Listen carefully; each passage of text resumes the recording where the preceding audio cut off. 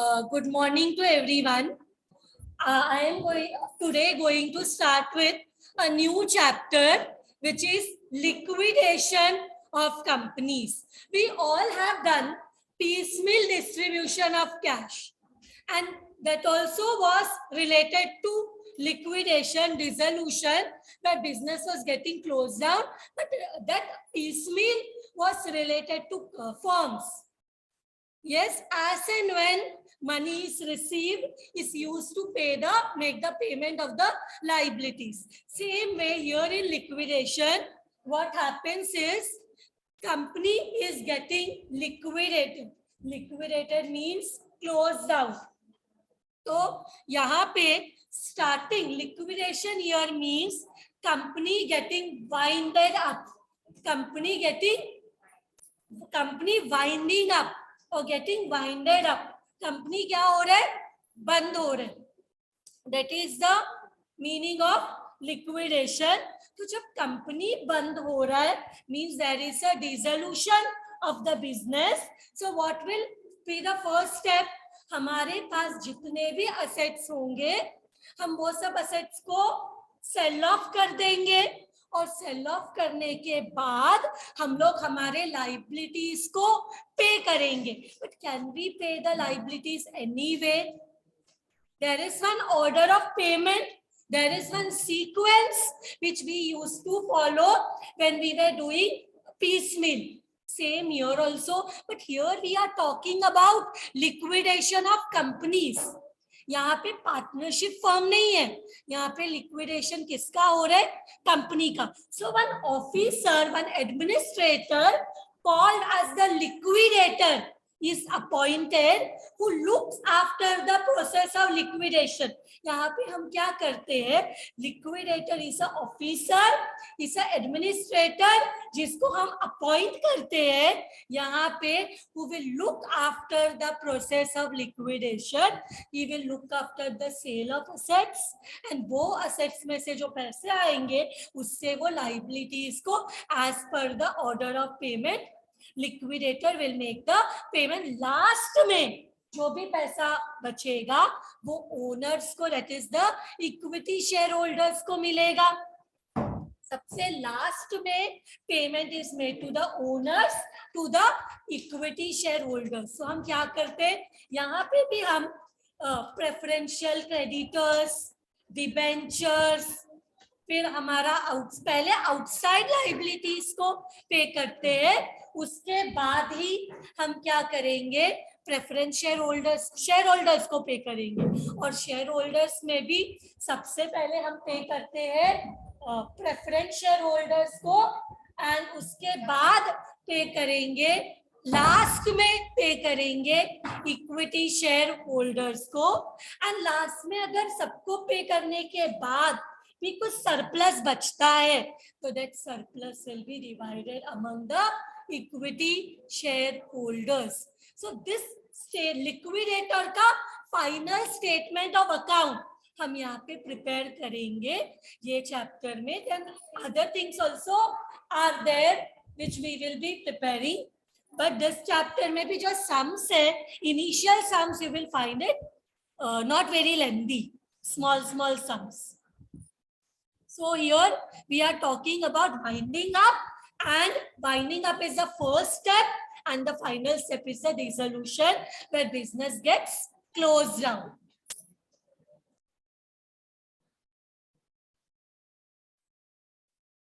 Next we are talking about winding up by tribunal. तो क्या होता है नॉर्मली हमारा जो सिलेबस है इसमें हमें क्या है, we have winding up by companies act. हमें क्या है, winding up by companies act. We will be doing this liquidation where we have winding up as per companies act 2013. तो नॉर्मली क्या होता है, there are two type of winding up. One is known as compulsory winding up and the other one is known as voluntary winding up. So compulsory winding up मतलब compulsorily what is happening, the company is getting, as per law the company has to close down. compulsory winding up. This may happen when the company is not unable to pay the debts. When the company is unable to pay the debts, maybe due to bankruptcy, insolvency, company क्या हो रहा है अपना dates को पे नहीं कर पा रहे, तो it will be compulsorily binding up. तो जब it is because the company is not able to pay its debts, debts सबको पता है, जो भी कंपनी का क्रेडिट्स है, उधार है, वो कंपनी नहीं पे कर पा रहे, may be because of bankruptcy और insolvency. That time the winding up will be done by insolvency and bankruptcy code. Insolvency and bankruptcy code. Other than inability होगा, कंपनी बंद हो रहा है, other than inability to pay the debts, then that on grounds other than inability to pay the debts, then it is the winding up is done by Companies Act 2013. Winding up is done by Companies Act 2013. यहाँ पे ना voluntary winding up है, ये तो हमने बात किया compulsory winding up. Compulsory winding up मतलब एज पर लॉ इनको क्या करना पड़ेगा, कंपनी बंद करना पड़ेगा. तो दो तरीका होगा, या तो because company is not able to pay its debts, ये वजह से होगा, या तो अदर देन दिस रीजन. तो अगर inability to pay the debts है तो वाइंडिंग अप कौन करेगा, इंसॉल्वेंसी एंड बैंक्रप्सी कोड के हिसाब से winding up will happen. But it is other than inability to pay the debts, then it will be as per the companies act 2013. But और एक है voluntary winding up.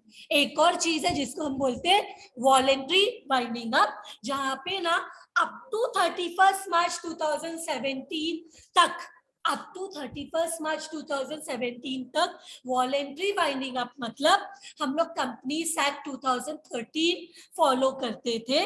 But from 1 अप्रैल 2017, कब तक हम लोग कंपनीज एक्ट फॉलो करते थे, up to 31 March 2017. But उसके बाद से from 1st April 2017 under voluntary winding up also we follow insolvency and bankruptcy code. हम क्या फॉलो करते, insolvency and bankruptcy code. But हमें सिलेबस में क्या है, winding up as per companies act 2013. हमें सिलेबस में क्या है, winding up as per companies act 2013. Now the winding up by the tribunal में it may be by company's resolution. Company ने क्या किया, एक स्पेशल रेजोल्यूशन पास किया, स्पेशल डिसीजन पास किया, रेजोल्यूशन पास किया that the company will be wound up, company will be closed down by the tribunal. अगर tribunal के द्वारा वाइंडिंग अप करना है तो सबसे पहले क्या चाहिए, there should be a companies special resolution giving the decision that की as per the special resolution क्या होगा, कंपनी वाइंड अप होगा बाय द ट्राइब्यूनल. नेक्स्ट होगा अगेंस्ट नेशनल इंटरेस्ट, मतलब it is against the national, मतलब country का interest के against है. जैसे क्या बोला गया है, the tribunal is of the opinion that the company has acted against the interest of the sovereignty and integrity of the country.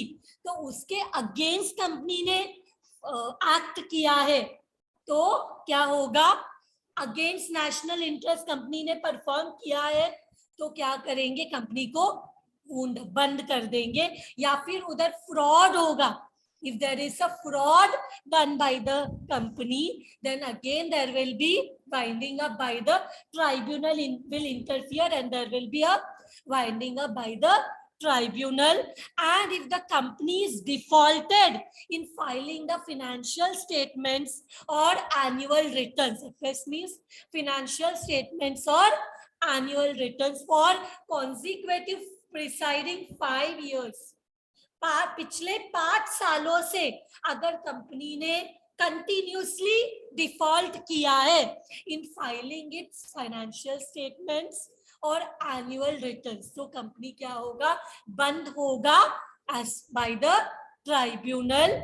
और अगर लगता है the company has see the tribunal is of the opinion, finally if the tribunal is of the opinion that it is just and equitable for the company to wound up, ये हो सकता है कि tribunal को ऐसा लगता है कि ये सही है, करेक्ट है कि कंपनी को बंद होना चाहिए, तो भी this way company will be wound up.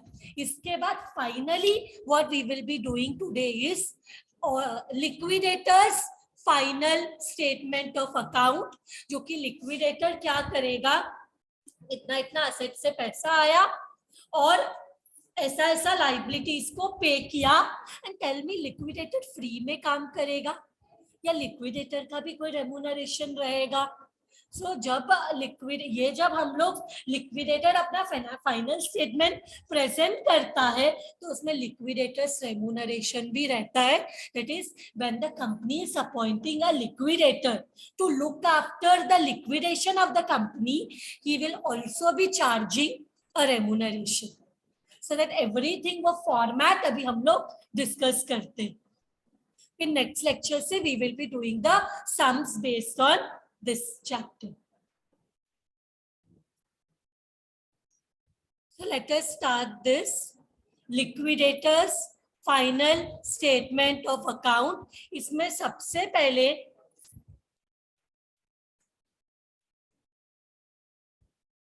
what will be written, name of the company. If it's given, we will be writing the name of the company.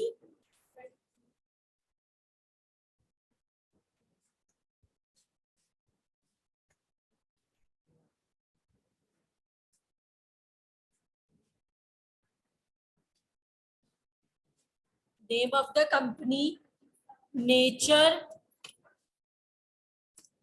of proceedings, whether it is voluntary, whether it is compulsory,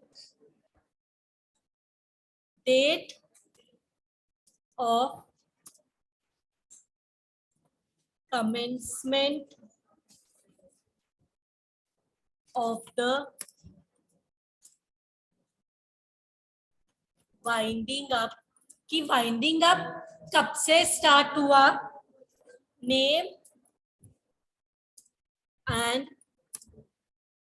address of the liquidator. These are some of the informations which if given in the question we will be writing. Name of the company, nature of proceedings, date of commencement of the winding up, and finally name and address of the liquidator.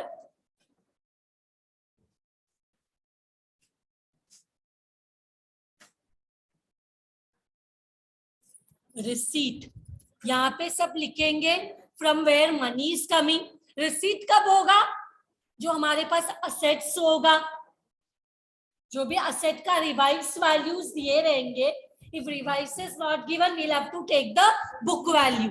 तो हमें question में balance sheet दिया रहेगा, तो balance sheet में जितने भी assets हैं अगर उसका रिवाइज वैल्यू दिया है तो हम अज्यूम करेंगे कि असेट को बेच के इतना पैसा आएगा। अगर रिवाइज वैल्यू दिया है, नहीं दिया है, तो हम अज्यूम करेंगे book value.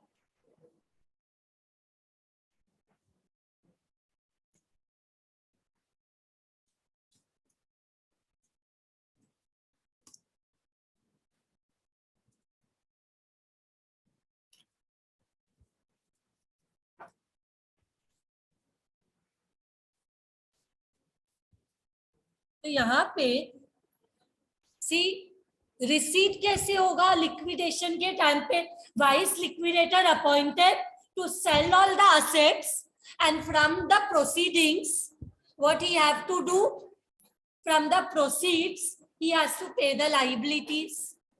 So this is very simple liquidator's final statement of account. जो जो assets आएगा वो हम लोग उसको रियलाइज करेंगे और उसमें से लाइबिलिटीज को पे करेंगे। तो यहाँ पे सबसे पहले we will write to assets and इसमें हम सारे असेट्स लिखेंगे, cash at bank, cash at hand, फिर मार्केटेबल सिक्योरिटीज,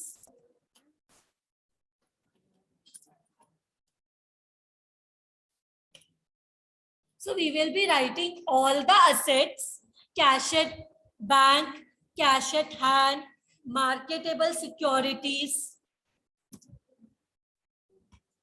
bills receivable, और क्या हो सकता है, डेटर्स, और क्या हो सकते हैं,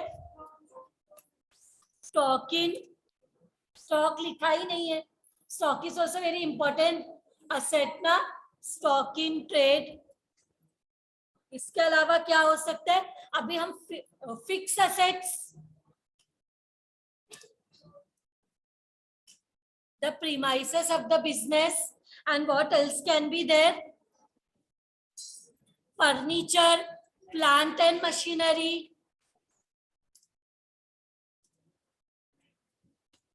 लैंड तो प्रीमाइसेस में आ गया, free hold premises, furniture, land दिया तो लैंड भी लिख देंगे, मतलब सारे असेट्स लिखेंगे। अब हमने अभी तक इंटेंजिबल असेट्स नहीं लिखा, तो बिजनेस में कुछ इंटेंजिबल असेट होगा, like for example patents, trademarks etcetera. So ये सब हम लोग यहाँ पे what we have written all the assets,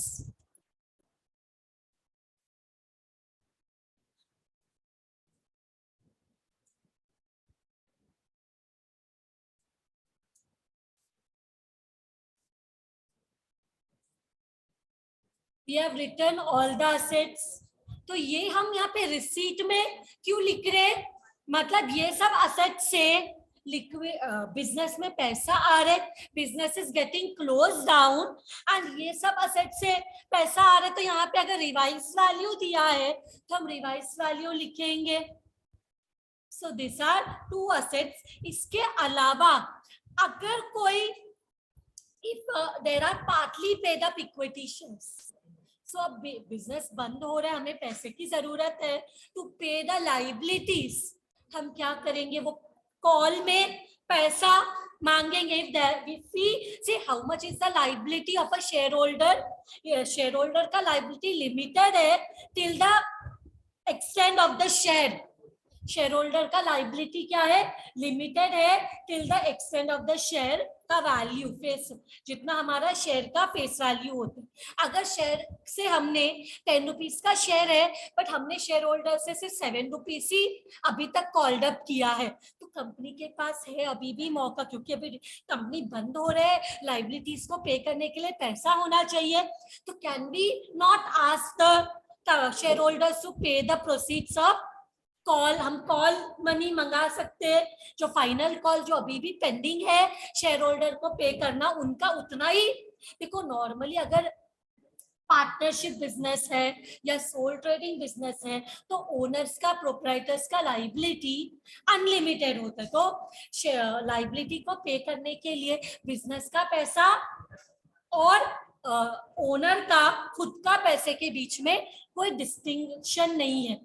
सो अगर कम पड़ रहा है पैसा तो घर अपना पर्सनल पैसा भी पार्टनर्स को या सोल ट्रेडर को लेके आना पड़ता है, बट कंपनी में ऐसा नहीं है, जितना शेयर का पैसा है उतना ही शेयर होल्डर का लाइबिलिटी है। तो अगर पेमेंट कर लाइबिलिटीज पे करने के लिए पैसा कम पड़ रहा है तो हम पार्टली पेड अप शेयर्स का जो रिमेनिंग पैसा है शेयर का वो कॉल्ड अप कर सकते हैं।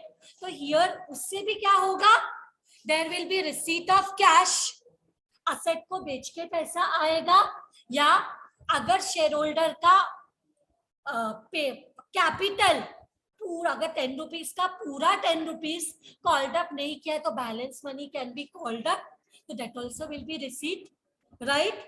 तो यहाँ पे हम लिखेंगे to proceeds of call,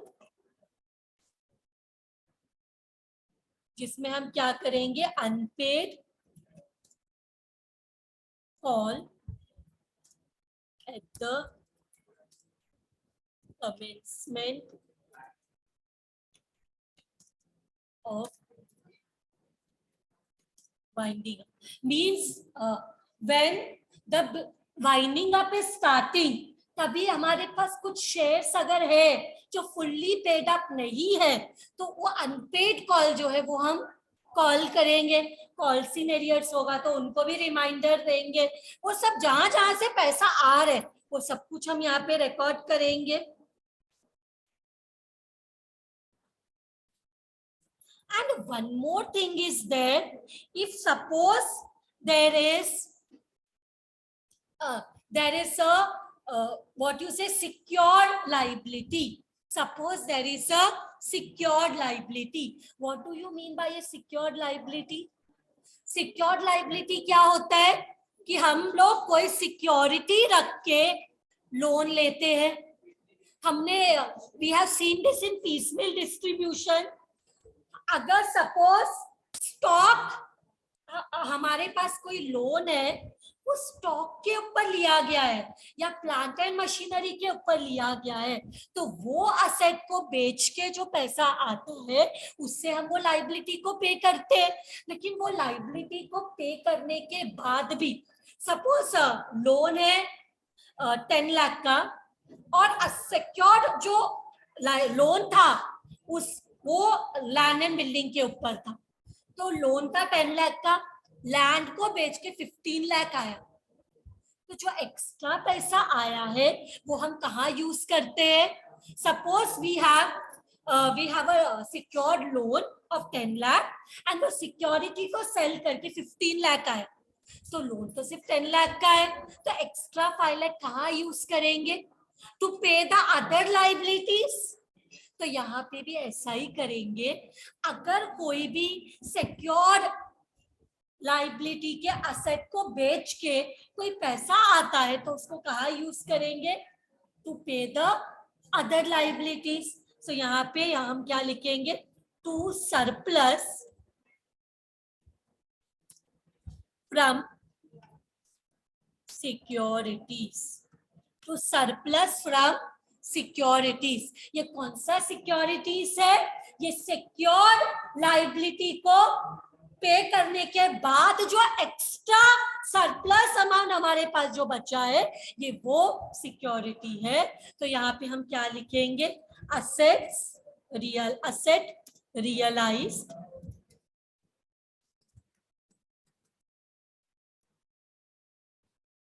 less secured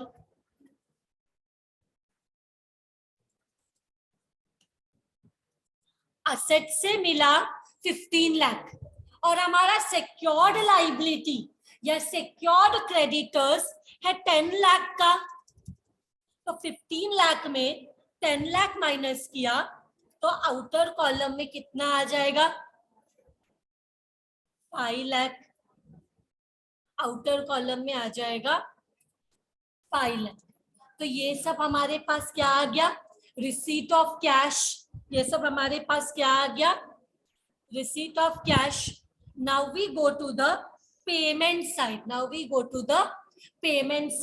तो पेमेंट साइड में लिक्विडेटर जितना भी पैसा आया है, जितना भी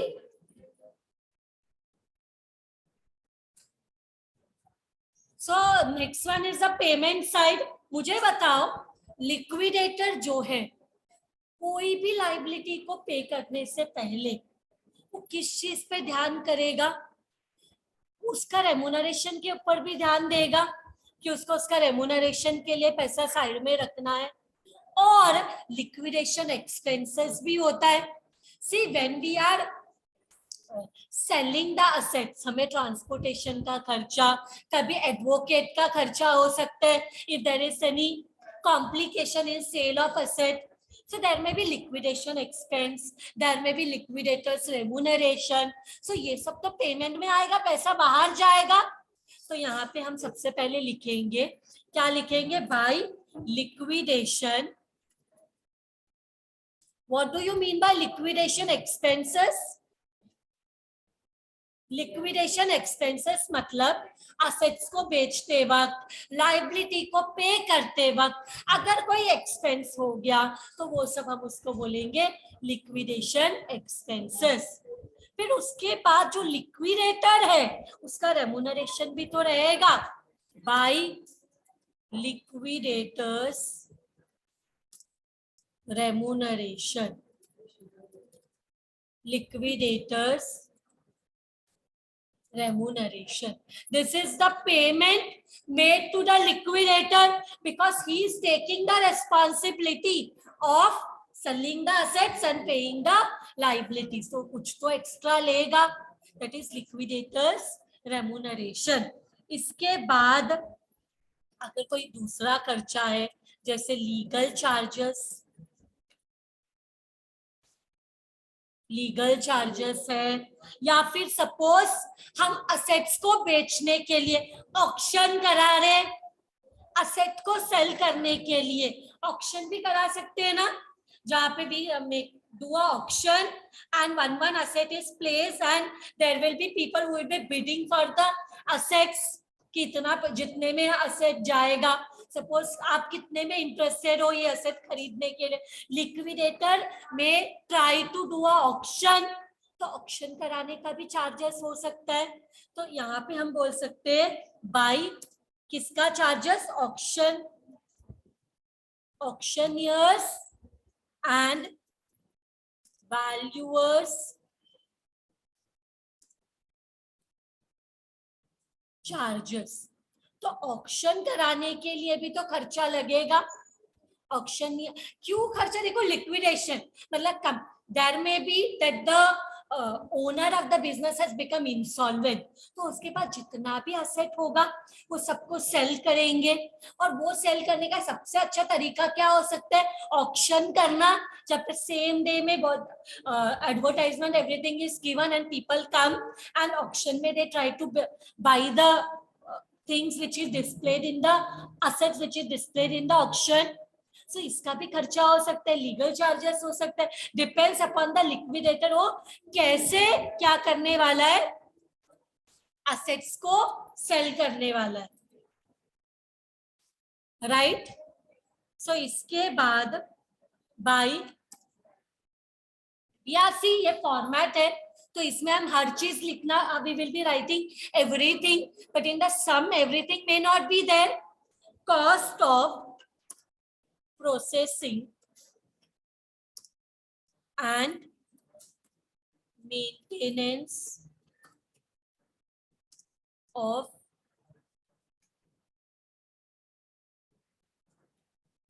estate.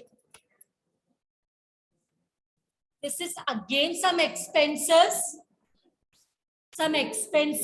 या फिर कभी ऐसा भी होगा कि असेट को अच्छा रिपेयर करके हायर प्राइस मिल सकता है, तो वो एक्सपेंसेस भी इनकर करेगा liquidator.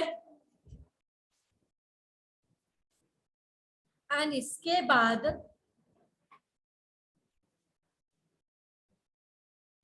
Bye establishment charges and other expenses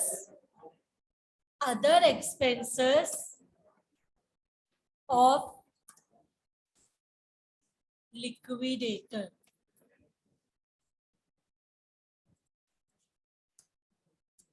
Which are incidental to liquidation, उससे रिलेटेड होगा, उसके वजह से ये सब खर्चा हो रहा होगा. ये सब होने के बाद ये सारे एक्सपेंसेस नहीं होंगे, इसमें से कोई भी एक्सपेंस हो सकता है. लेकिन अगर क्वेश्चन में प्रेफरेंशियल क्रेडिटर्स होंगे तो अभी हमें जब लाइबिलिटी पे करना होता है तो सबसे पहले किसको पे करते हैं, preferential creditor. Now tell me who are the preferential creditors. आपने पीसमिल डिस्ट्रीब्यूशन में भी देखा है. प्रेफरेंशियल क्रेडिटर्स कौन होते हैं, government dues, employee dues are all what preferential creditors. So कोई भी लाइबिलिटी को पे करने से पहले हम किसको पे करते हैं? प्रेफरेंशियल क्रेडिटर्स को। प्रेफरेंशियल क्रेडिटर्स कौन है?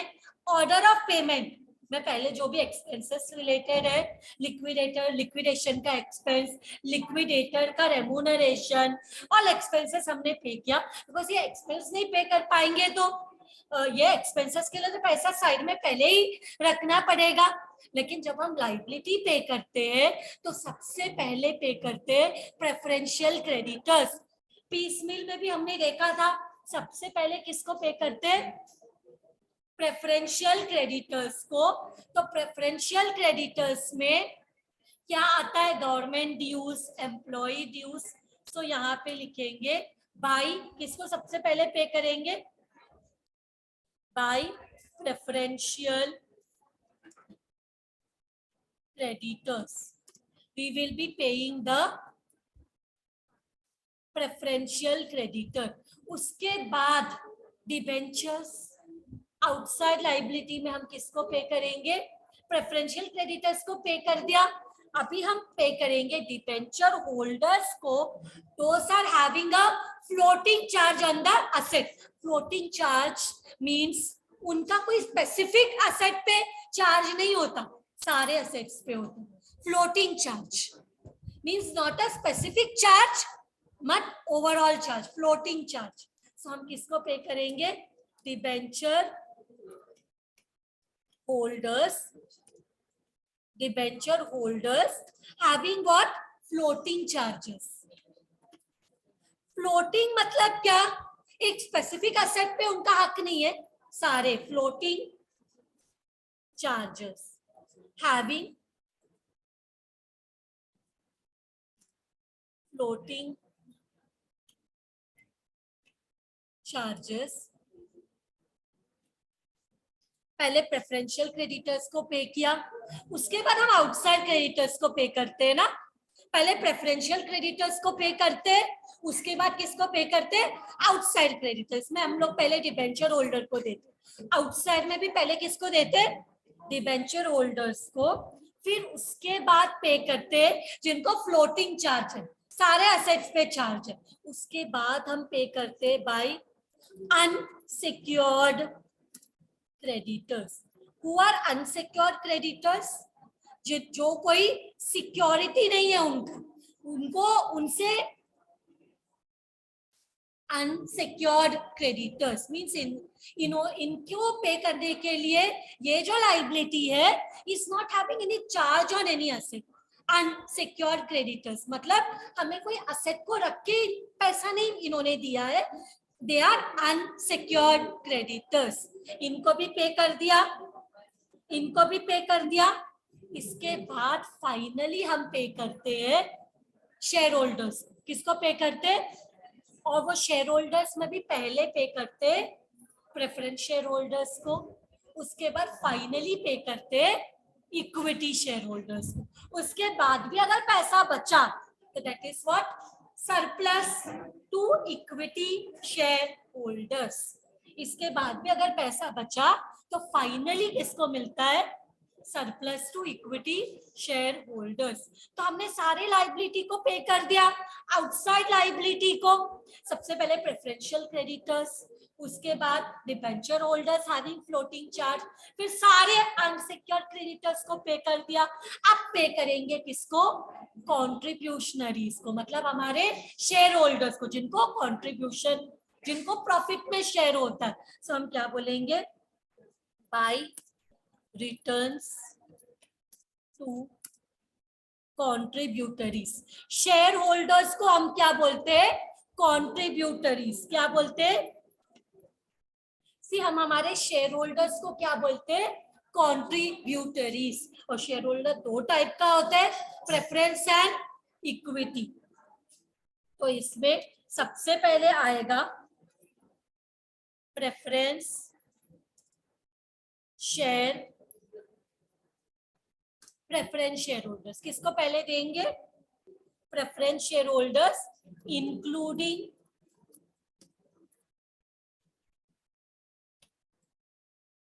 प्रेफरेंस शेयर होल्डर्स को हमने डिविडेंड के साथ पेमेंट कर दिया, अगर दिया है तो including dividend.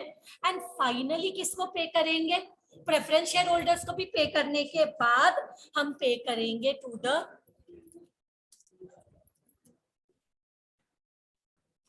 Equity share holders.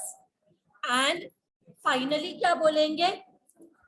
Finally अगर कोई पैसा बचा तो it will be surplus to equity share equity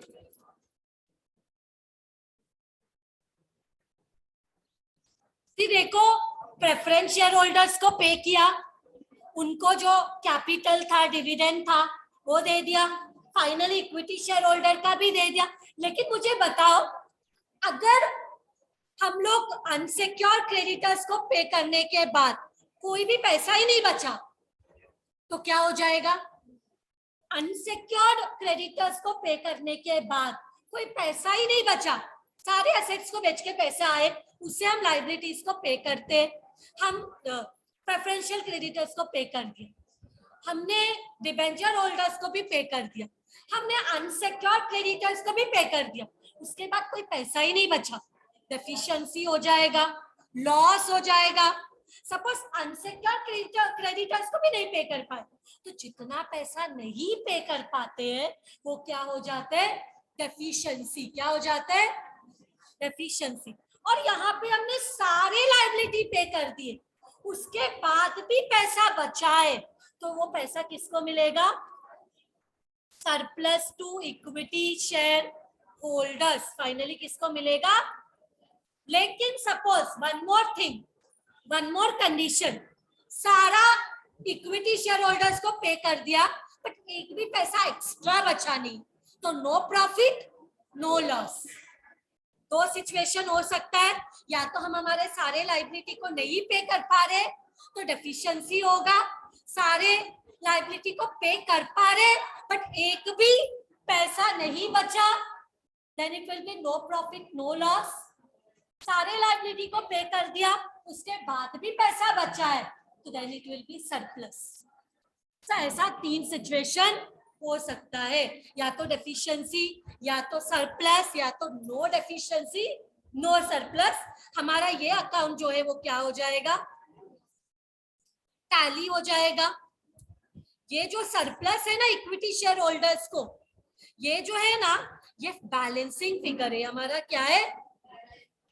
balancing figure. मतलब जितना पैसा आया debit side, receipt side minus सारा पेमेंट्स किया हमने, जो बैलेंसिंग आया वो क्या होगा? सरप्लस हो सकता है, डेफिसिट हो सकता है, या तो no surplus no deficit, both sides are tallying. So इसको बोलते हैं हम, what do we call this? We call this as liquidators final statement of account. With this I ended today's lecture. Thank you very much everyone.